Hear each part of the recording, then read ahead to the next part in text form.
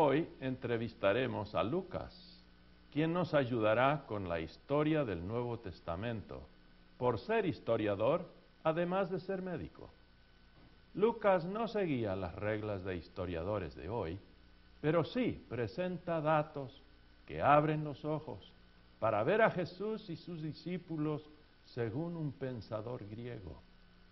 Recuerden que Grecia, la patria de sus antepasados, también estaba bajo el dominio romano. Lucas, por ser tricultural, quiere decir griego, romano y conocedor de los judíos, explicará sus luchas internas en adaptarse al pensamiento y cultura de los romanos y el pensamiento y cultura de los judíos. Gente me pregunta, ¿cuánto se sabe de Lucas? Tengo que confesar, casi nada se sabe acerca de Lucas fuera de sus escritos. Se cree que Lucas no solo escribió al Evangelio que lleva su nombre, sino también a Hechos de los Apóstoles. Otros han sugerido que Lucas ayudó a terminar las 3 cartas pastorales de Pablo. Si fue así, todos estos escritos dan evidencia clara que Lucas hizo seria investigación, siempre admitiendo que el verdadero autor de cada libro es el Espíritu Santo. Muchos preguntan, ¿y dónde nació? Unos creen que Lucas nació en Filipos de Macedonia, diciendo que fue el individuo que apareció a Pablo en sueño, invitándole, pasa a Macedonia y ayúdanos. Otros sugieren que nació en Tarso. La mayoría, sin embargo, insiste que Lucas nació en Antioquía de Siria. Dicen que sus padres eran esclavos griegos, quienes sirvieron a un comerciante romano. Por fiel servicio, sus padres obtuvieron su libertad. Con la libertad recibieron la ciudadanía romana, junto con sus hijos, entre ellos Lucanos o Lucas. Lucas desde temprano mostró interés en la medicina. Las mejores escuelas de medicina estaban en Atenas, Isla de Kos, Tarso, Alejandría. Los estudios de medicina eran sumamente costosos, fuera del alcance de un hijo de esclavos. Dicen que el dueño romano, admirando los deseos de Lucas, le ayudó a realizar su sueño, costeando sus estudios.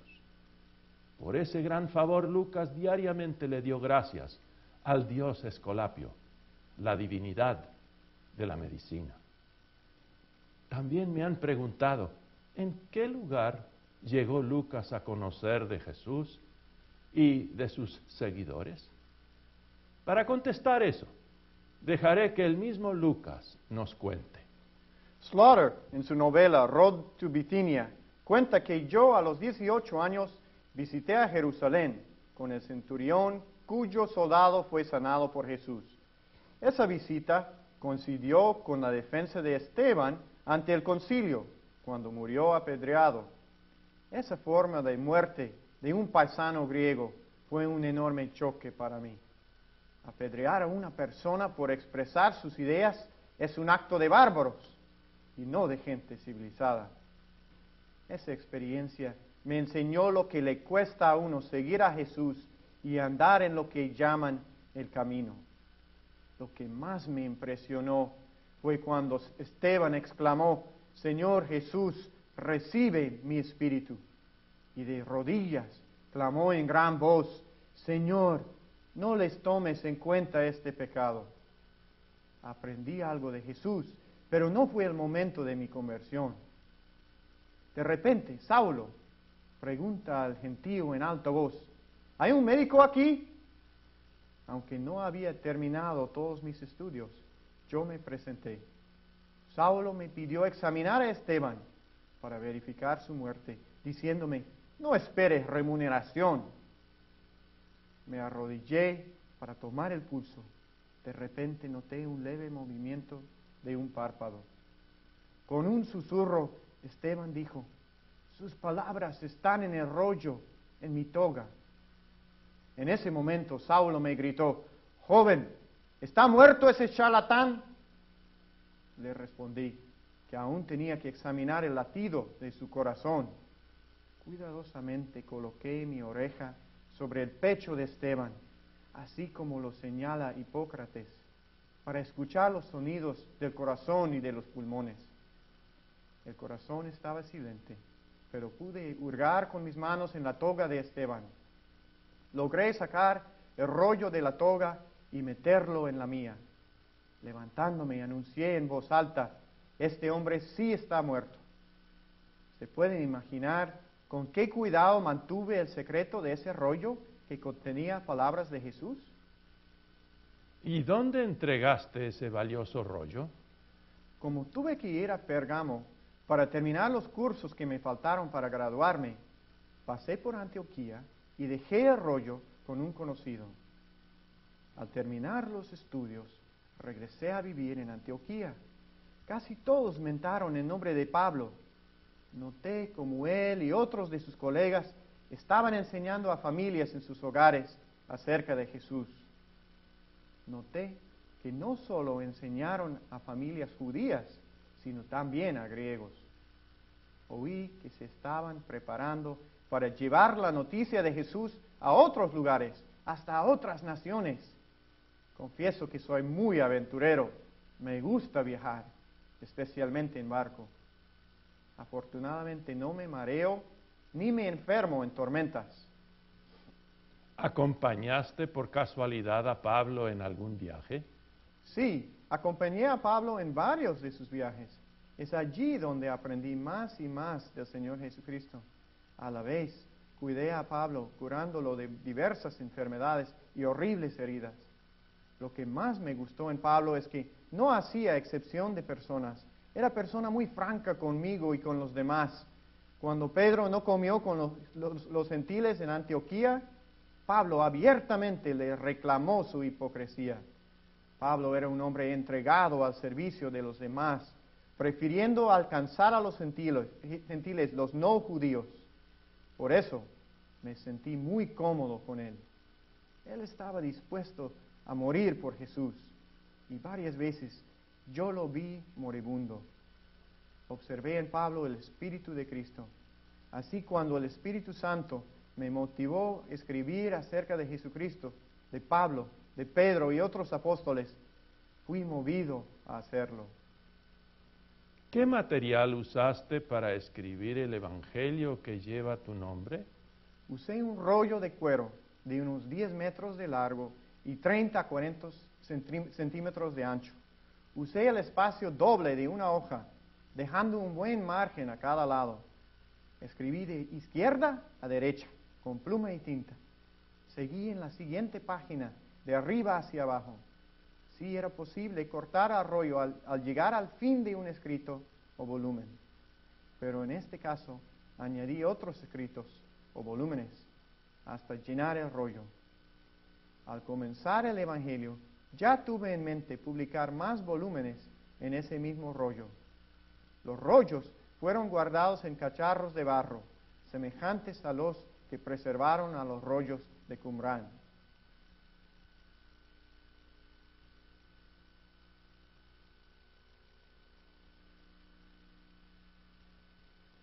En tu Evangelio, ¿usaste material que encontraste en el rollo que recibiste de Esteban?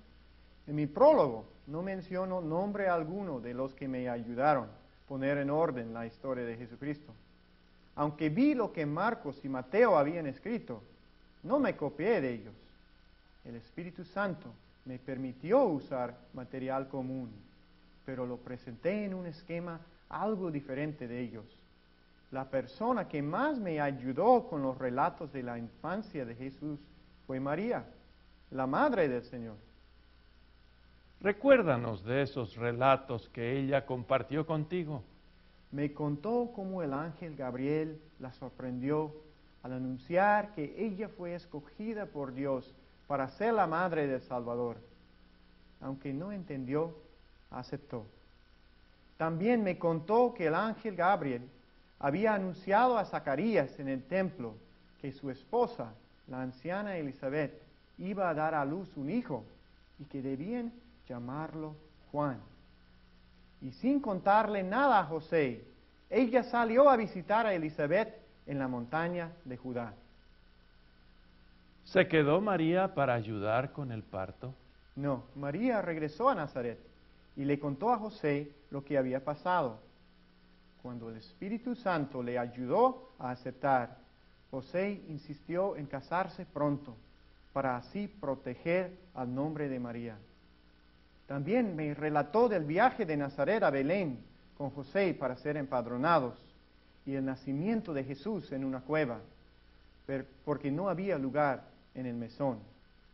Habló de pastores que llegaron esa noche y le relataron del canto de muchos ángeles. María tocó su pecho y dijo: sigo guardando todas estas cosas y las medito en mi corazón. Qué tremenda información obtuviste de la boca de María. ¿Algo más? También me contó de su purificación en el templo, 40 días después del parto. Mencionó la presencia del justo y piadoso Simeón y de la anciana profetisa Ana. Lucas, noto que no mencionas la visita de los magos del Oriente, ni la huida a Egipto, ni la matanza de los niños inocentes. ¿Será porque Mateo describe esos relatos en su evangelio? En parte sí, pues me pareció que en el esquema de mi evangelio ayudaría más en mencionar lo que Mateo no había escrito, como es el siguiente relato, la visita de Jesús al templo en Jerusalén. ¿Quién mejor que María para contarnos cómo el tierno Jesús sorprendió a todos los sabios que oyeron sus preguntas y respuestas? Tímidamente me contó del regaño que le dio a Jesús por abandonarlos por 3 días, y cómo él, con calma, contestó algo que ni José y María entendieron. ¿No sabían que me es necesario estar en los negocios de mi Padre? Ellos sabían que era excepcional en todo. Regresando con ellos a Nazaret, los respetó como sus padres terrenales. José le enseñó mucho, especialmente cómo ser un buen carpintero.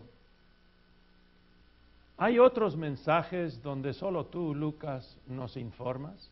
Sí, tengo relatos que ni Mateo, Marcos o Juan mencionan. Por ejemplo, la resurrección del hijo de la viuda de Naín y la visita del Señor a casa de Simón, el fariseo. También hay un número de pasajes exclusivos en mi evangelio. Allí se hallan las parábolas muy conocidas: el buen samaritano, la higuera estéril, la gran cena, el hijo pródigo, el rico y Lázaro, la viuda y el juez injusto, el fariseo y el publicano, y las 10 minas. Más importante, sin embargo, es ver lo que todos enfatizamos. Los 4 relatamos el sufrimiento, muerte y resurrección de Jesucristo con algunas variantes. Soy el único que relata la experiencia de los discípulos en Emaús, cuando reconocieron al Señor resucitado al partir el pan, y cómo compartieron la noticia con los 11. ¿Hay alguna evidencia en tus escritos que tú, Lucas, siendo médico, muestras más interés en la salud de las personas? Definitivamente. Sin jactarme, soy el único que relató la circuncisión de Juan y la de Jesús. Menciono la curación en un sábado a la mujer deformada, a los 10 leprosos, aunque la curación de la oreja de Malco cortada por Pedro es citada por los 4 evangelistas. Junto con los otros sinópticos, relato la curación en la sinagoga del endemoniado, la curación de la suegra de Pedro, la curación de muchos enfermos en la tarde, la curación del leproso, del manco, otro manco en un día sábado cerca del mar, el siervo del centurión en Capernaum, el endemoniado de Gádara, la hija de Jairo y la mujer con hemorragia, un joven poseído por un demonio, de un mudo poseído y de 2 ciegos. Relato cómo Jesús resucita al hijo de la viuda de Naín. ¿Hay otros intereses particulares tuyos? Considerando que mi madre era esclava y a veces fue maltratada, noté que es algo común entre griegos, romanos y judíos despreciar a las mujeres. Por eso tengo un interés particular en señalar cómo Jesús resalta la nobleza de cada mujer. Me encantó presentar a diversas mujeres como personas dignas de respeto, dignas de confianza en sus experiencias y mensajes. Hice resaltar a la Virgen María, Elizabeth, la profetisa Ana, la viuda de Naín, la pecadora penitente, las mujeres que le ministraron en Galilea, Marta y María, la mujer que perdió y halló la moneda, muy especialmente María Magdalena, de la que Jesús echó 7 demonios. Fue ella la primera persona en anunciar que Jesús había resucitado.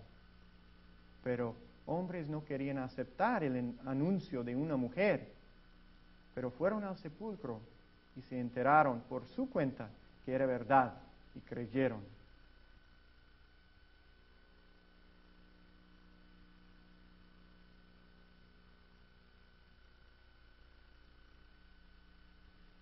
¿Qué énfasis particular presentas en el libro de los Hechos? 2 énfasis. 1, que el Señor Jesús un día regresará visiblemente y en gloria, y que se le verá venir así como lo habían visto subir a los cielos. Y 2, que pronto los discípulos recibirían al Espíritu Santo en Jerusalén, quien les daría el valor para esparcir las buenas nuevas hasta el fin del mundo. Ya saben que la llegada del Espíritu Santo se cumplió a los 50 días después de la resurrección. En el día de Pentecostés, el Espíritu Santo cambió a los 120 discípulos de tímidos refugiados en audaces testigos de la vida, muerte y resurrección del Señor Jesucristo. Es el mismo Espíritu que trae a la fe a cada persona por los medios de gracia, manteniendo en la fe a los creyentes para recibir al Señor en el día de su regreso triunfal. La segunda venida de Jesús, anunciada claramente, la seguimos esperando con todos los creyentes. Hechos del Espíritu Santo me parece ser mejor título que Hechos de los Apóstoles. ¿Qué opinas tú? Es verdad, pues de los 12 apóstoles menciono apenas a 4. A Judas, quien después de su suicidio fue sustituido por Matías. Brevemente menciono a Juan y a Santiago. Escribí más de Pedro y su breve relación con gentiles. De los 7 diáconos, apenas relato eventos relacionados a Esteban y Felipe. Escribe mucho más sobre la obra de Pablo, comenzando con su conversión hasta su llegada a Roma. ¿Alguna razón por qué tú, Lucas, muestras cierta preferencia por los arriba mencionados? Todos ellos fueron movidos por fuerza del Espíritu Santo a hablar, servir, sufrir y hasta morir por Jesús. ¿Qué otro fin tenías, Lucas, en escribir a Hechos? Para mí el libro de Hechos es una defensa del cristianismo en acción. La iglesia no es una institución, sino un movimiento que surgió de las entrañas del pueblo de Israel, el pueblo de Dios. Recuerden que el Antiguo Testamento presenta las promesas de salvación mediante el prometido Mesías, Salvador. Ahora ese pueblo de Dios tiene la oportunidad de ver al prometido Mesías, Jesús, cumplir por la humanidad los mandatos de Dios que nadie puede cumplir. Murió y así expió la culpa de los pecados del mundo. Resucitó y reina, como las Escrituras habían predicho. Después de Pentecostés, discípulos y un gran número de judíos creyeron, inclusive fariseos. Movidos por el gozo de la salvación, muchos judíos sirvieron, compartieron y murieron defendiendo la fe en Cristo Jesús. Lamentablemente, también tuve que mostrar que la mayoría de los judíos le dieron la espalda al resucitado Salvador, prefiriendo seguir en sus propios caminos. La gran mayoría sigue esperando al Mesías en el día de hoy. No podían aceptar que el esperado Mesías tenía que morir para salvar a la humanidad. No podían aceptar que una vergonzosa muerte en la cruz era el medio escogido por Dios para asegurar la libertad eterna de las personas. Tampoco podían aceptar que los romanos y otros gentiles iban a tener parte en el plan de salvación del Dios de Abraham. ¿Cómo reaccionaron los romanos al notar los disturbios en relación a la muerte de Esteban? Los romanos, especialmente los centuriones, eran gente de mente abierta. Consideraron al cristianismo un movimiento religioso y no político. En el caso de Esteban, consideraron que la discusión era entre griegos y judíos. Por lo tanto, los romanos no lo vieron como desidia contra Roma, sino como un pleito sobre asuntos internos. Es evidente que relatas más de la vida y obra de los apóstoles Juan, Pedro y Pablo. ¿Vas a tratar a estos personajes ahora? No, pues en la lección anterior se estudió a Saulo, Pablo. En las siguientes lecciones trataremos a Juan y a Pedro separadamente. Entonces nos falta que nos hables de las cartas pastorales, pero me voy a adelantar. Sé de muchos comentaristas que expresan dudas que Pablo sea el auténtico autor de Tito y de Primera y Segunda de Timoteo. Alegan que esas cartas no suenan como auténticas cartas de Pablo, porque les faltan ciertas palabras claves, ciertas frases y expresiones muy comunes en las epístolas de Pablo. Por ejemplo, Harrison, en Los problemas de las cartas pastorales, indica que en el vocabulario de las pastorales hay en total 902 palabras, y de ellas 54 son nombres propios. De las restantes 848 palabras, hay 306 palabras, ya sea más de un tercio, que no se encuentran en las 10 cartas de Pablo. Pero, ¿no crees que se está exagerando el factor vocabulario? Ya que se debe esperar diferente vocabulario, ya que el tema en las pastorales es muy diferente de las otras cartas. Para algunos sí, pero para otros no es una exageración. Debido al uso de cierto vocabulario diferente, Becker, el autor del artículo Las cartas pastorales en The Interpreter's Dictionary of the Bible, dice: el lenguaje de las pastorales se asemeja más a la koiné literaria de Lucas, Hebreos y Primera de Pedro, en vez del uso popular koiné de Pablo. ¿Ves? Hasta se dice que tú, Lucas, eres el coautor de las pastorales. Es verdad que fui uno de los ayudantes de Pablo en redactar algunas cartas, pero ser el coautor de ninguna manera. Pero, a propósito, ¿sabes si otros emiten la opinión que yo tuve algo que ver con las cartas pastorales? Sí. El más reciente en decir que tú ayudaste a terminar las cartas pastorales es el profesor Jerome Quinn, del seminario en St. Paul, Minnesota. Ofrece interesantes pruebas y argumentos. El más interesante argumento que presenta es que tú, Lucas, publicaste las pastorales en ese rollo de 10 metros en el siguiente orden: Lucas, Hechos y las cartas pastorales. Hay otros historiadores que creen que yo ayudé a redactar las pastorales. Además de Becker, encontramos a Goodspeed, Moulet en Birth of the New Testament, Scott en Pauline Epistles, A Critical Study, y Strobel en Schreiben des Lukas, Escritos de Lucas. Ya que estás hablando de acontecimientos mucho tiempo después de mi muerte, relátame, por favor, ¿Cómo Quinn explica que yo ayudé a escribir las cartas pastorales cuando Pablo claramente dice que él es el autor?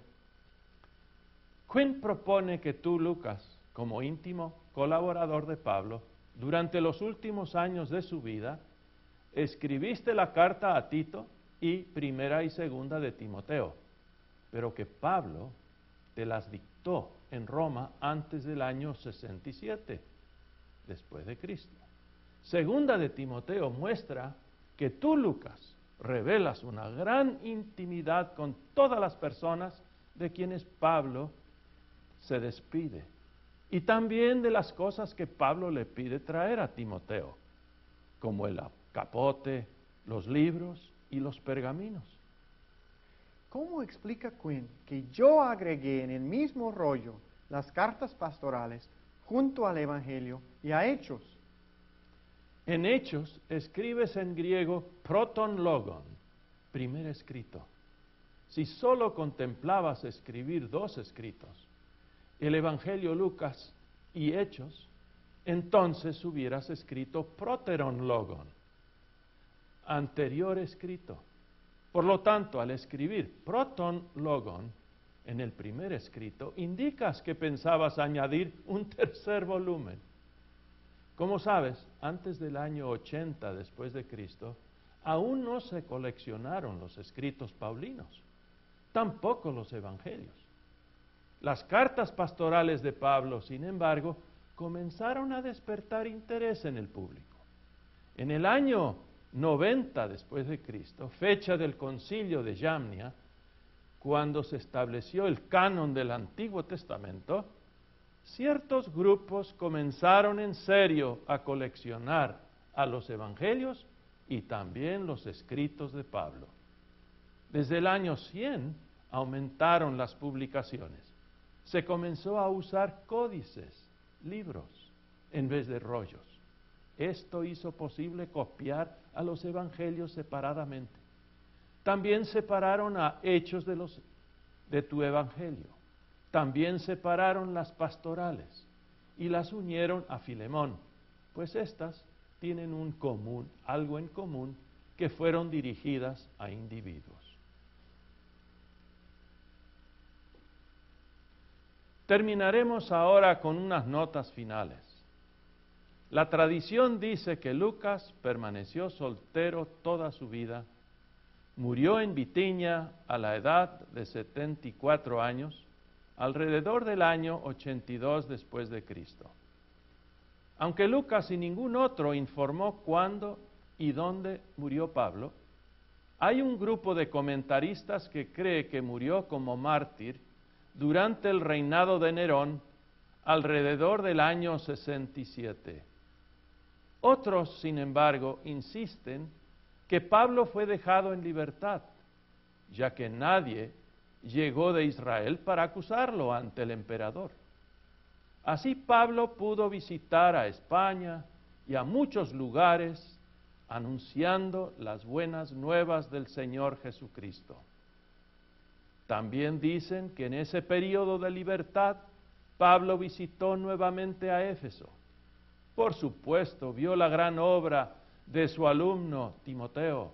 Al ver la nueva situación que Timoteo enfrentaba allí, le escribió las dos cartas que llevan su nombre.